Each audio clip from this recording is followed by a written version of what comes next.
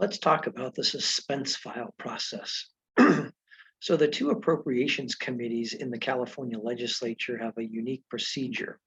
They call it the suspense file. And basically any bill which has been keyed fiscal by the Legislative Council requires a re-referral to the fiscal committee in each house, which again we call the Appropriations Committee in the California State Senate and California State Assembly. Now, these measures can be placed on consent, or on the Senate side, they might be such a nominal amount that they don't actually have to be heard for a committee hearing. But nonetheless, under the rules of both houses, the committees on appropriations can maintain a suspense file to which bills are referred by a majority vote of the members of the committee that are present and voting. A bill may be taken off the suspense file and heard upon 2 days' notice published in either the Senate Daily File or the Assembly Daily File.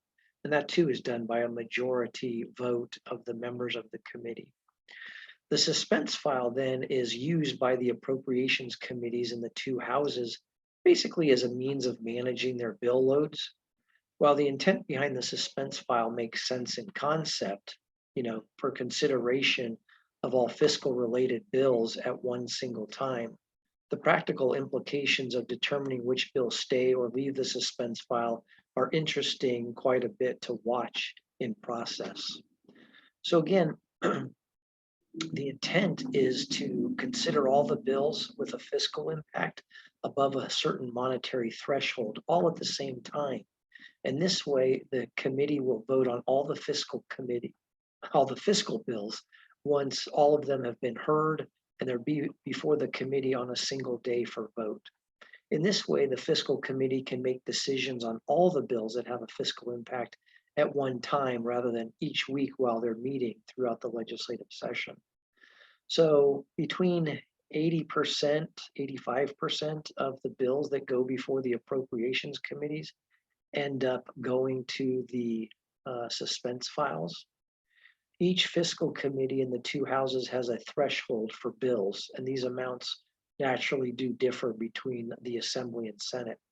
So in the Assembly Appropriations Committee, the bills referred to the suspense file are those with a fiscal impact of $150,000 or more from any fund source in any fiscal year, and any bill in which the primary purpose is to create a new task force, commission, to do a report or some sort of study.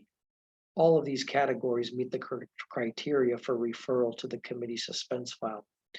On the other hand, in the Senate, the bills referred to the suspense file are those that would have a fiscal impact in any single fiscal year from the general fund, including GO bonds and private funds of $50,000 or more.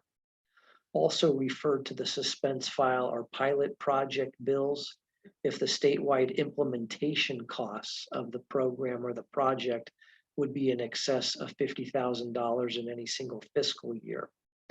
In addition, on the Senate side again, all bills are sent to the suspense file that have a fiscal impact in a single fiscal year of $150,000 or more from a special fund.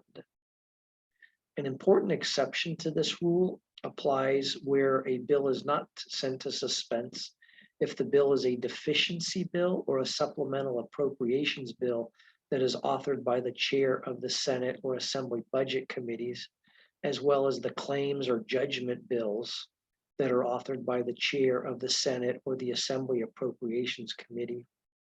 So for purposes of the rules applicable to the two appropriations committees, the fiscal impact is generally defined to include cost increases or cost pressures, as well as revenue decreases, increases in appropriations subject to the GAN limit, etc. In both the Assembly and Senate Appropriations Committees, the bill authors do not have to testify or present their bills at the suspense file hearing. Instead, the committee members simply vote on all the measures before them without taking any additional testimony or presentation by the author. In fact, in most instances, bills that are placed on the suspense file usually don't have any testimony at all presented on the bill. Rather, the public hearing is usually waived by the bill's author when the bill is being sent to the suspense file. And as such, the bill's author, as well as the supporters and opponents, and even the Department of Finance, generally don't testify on the bills, although the Senate Appropriations Committee does allow testimony by supporters, opponents, and the Department of Finance. The Assembly Appropriations Committee and the Senate Appropriations Committee generally dispense with all the bills by author name.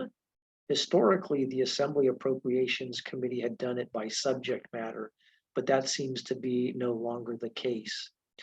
The Assembly considers every bill, and either it passes, it's a due pass as amended, or it's held in committee. On the Senate side, they only announce the bill and take a vote on those bills that are coming off the suspense, either due pass or due pass as amended motions. In other words, there's no official action taken on bills that continue to stay or remain on the suspense file in the Senate Appropriations Committee.